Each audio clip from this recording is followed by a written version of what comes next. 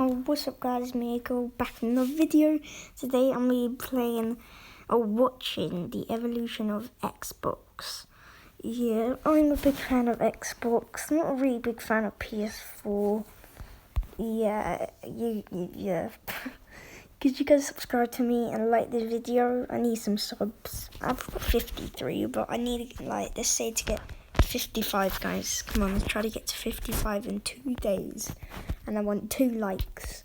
So let's start the video.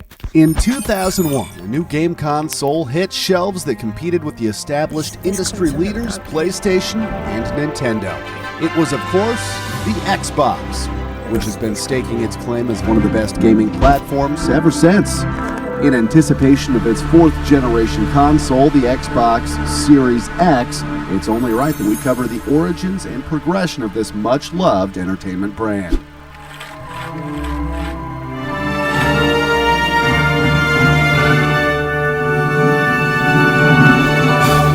This is the evolution of Xbox. Before the Xbox, Microsoft had, besides making computer software, already been successful with publishing games for PC, such as Age of Empires and Microsoft Flight Simulator. Meanwhile, Sony was growing in popularity with the PlayStation 1 and was already working on the PlayStation 2. Because Sony became a threat for Microsoft and video games were rapidly growing into a massive industry, Microsoft decided to venture into the console gaming market. As far back as 1998, the original development team for the Xbox pitched an idea to Bill Gates for a console that could harness the power of a PC.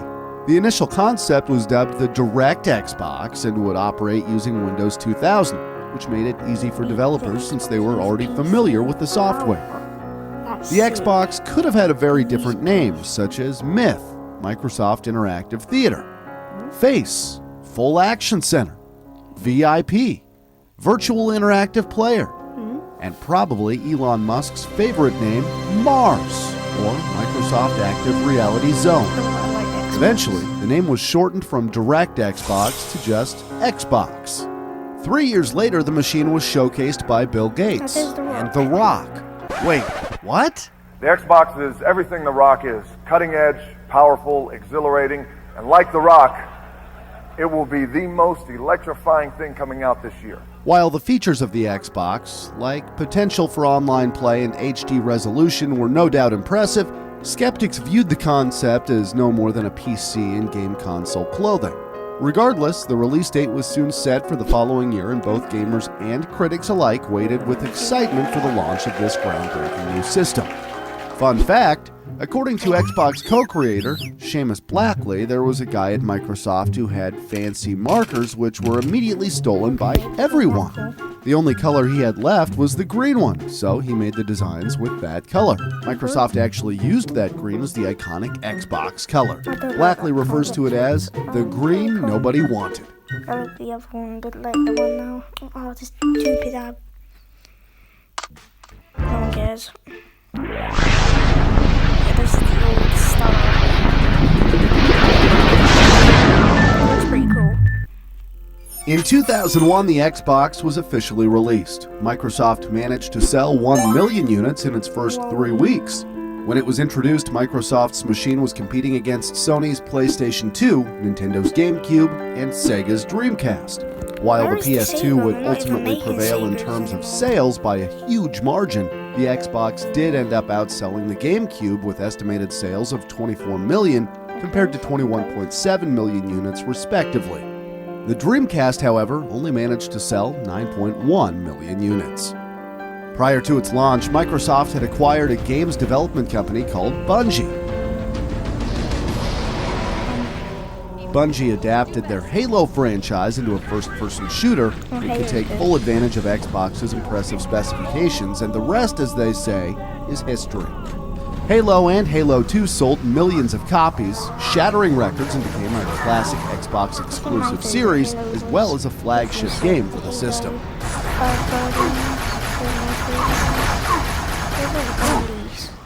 Other notable games were Forza Motorsport, Fable,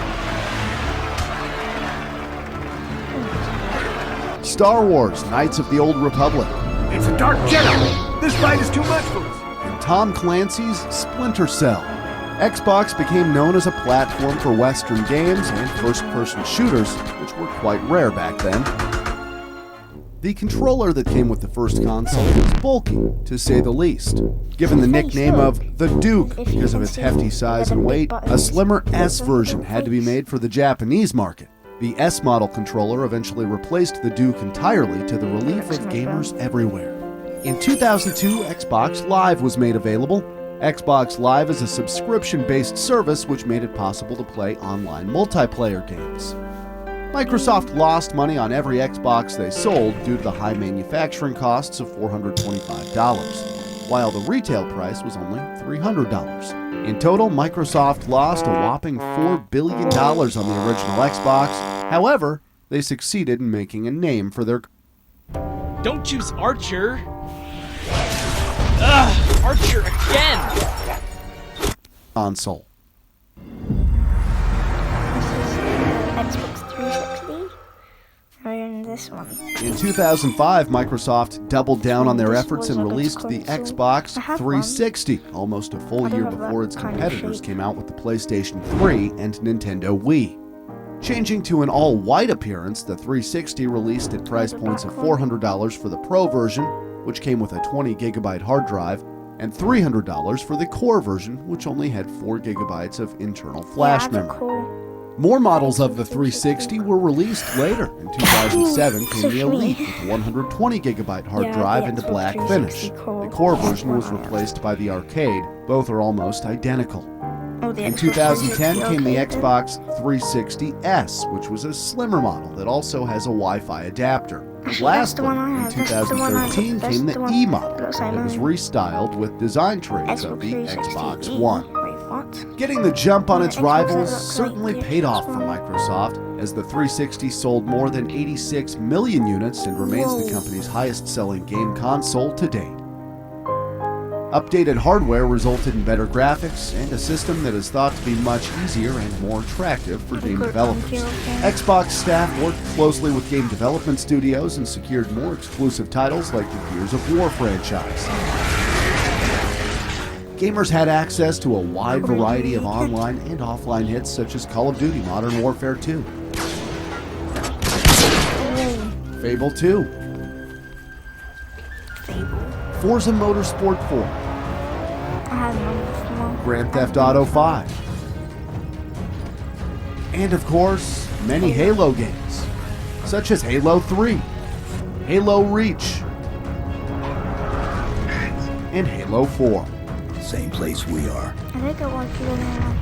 The 360 was a great home entertainment system too, playing CDs and DVDs while supporting services like Netflix. The user interface, or dashboard, has undergone many changes throughout the Xbox's history, with the aim of making the user experience smoother and easier for all. However, it was not always received that way.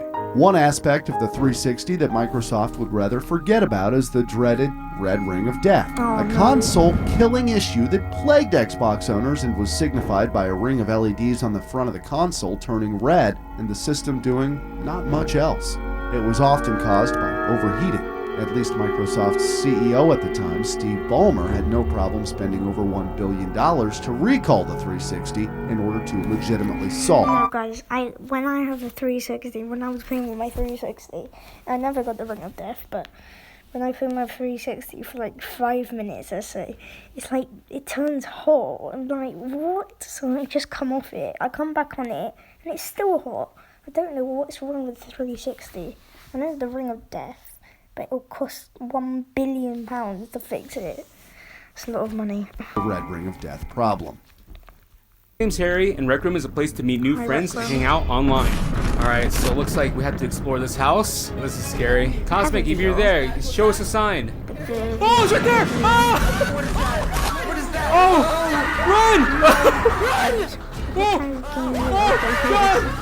Run! Check out. In 2010, the Kinect add-on was launched, which consisted of a motion-controlled device and microphone. This allowed players to use their bodies and voice to control the action instead of using a traditional controller. Games such as Kinect Adventures, Dance Central, Kinect Sports helped to sell the gadget. In total, 24 million units were sold, For those paying attention, you'll recall that's as many sales as the original Xbox console. Xbox One, the one I had. The next Xbox console was released in 2013. It was marketed as an all-in-one entertainment system, hence the name Xbox One. Every Xbox One initially would be sold with the new Kinect sensor. It made use of a full HD camera with wider angle coverage, improved tracking accuracy, and heart rate monitoring.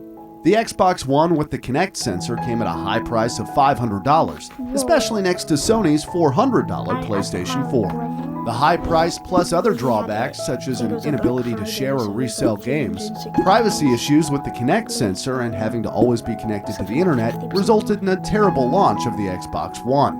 Microsoft did retract and changed many of their initial requirements, but for a lot of gamers, the damage had already been done.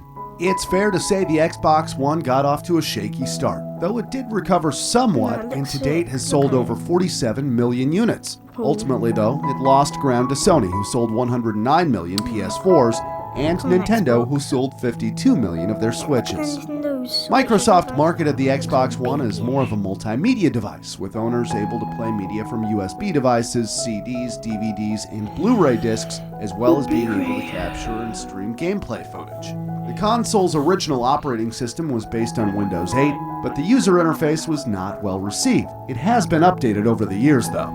The focus on home entertainment, as opposed to just gaming, has led some to believe that Xbox has fallen behind in terms of the game titles it now offers. Still, it has a number of exciting exclusives, such as Forza Horizon 4, Gears 5, Gears 5 is good game. Sea of Thieves, Sea of Thieves, never played it, but it looks and Halo 5. Halo 5. More iconic games available to play on the Never played Xbox it, but One it looks include sick. Red I've Dead played Redemption only 2, once. Call of Duty Modern Warfare, Never played it. Actually, I have Minecraft, Minecraft. Battlefield 1, Never played it. and Cuphead.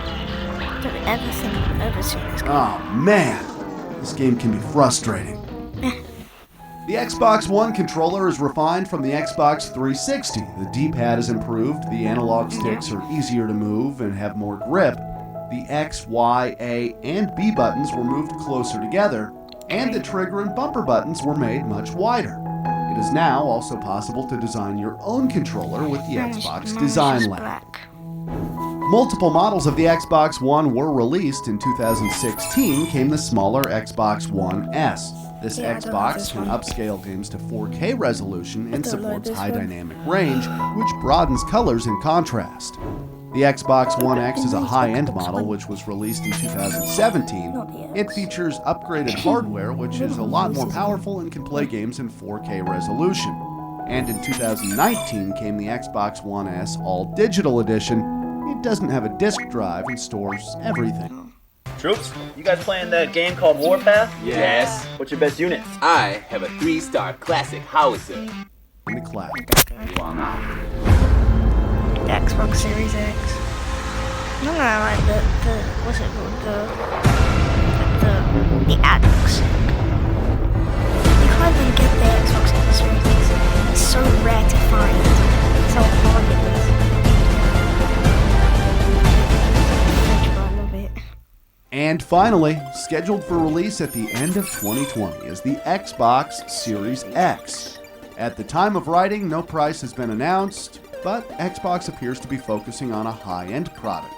The new system is claimed to be twice as powerful as the Xbox One X and will be able to play games in 4K resolution, has a 1TB SSD, and can render 120 frames per second. It is also backwards compatible, allowing it to play games from all Xbox consoles.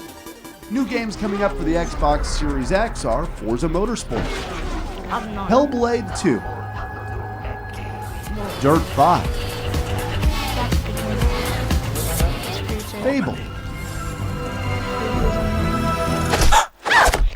Whoa. Not all stories have happy endings. Cyberpunk 2077, and of course, Halo Infinite.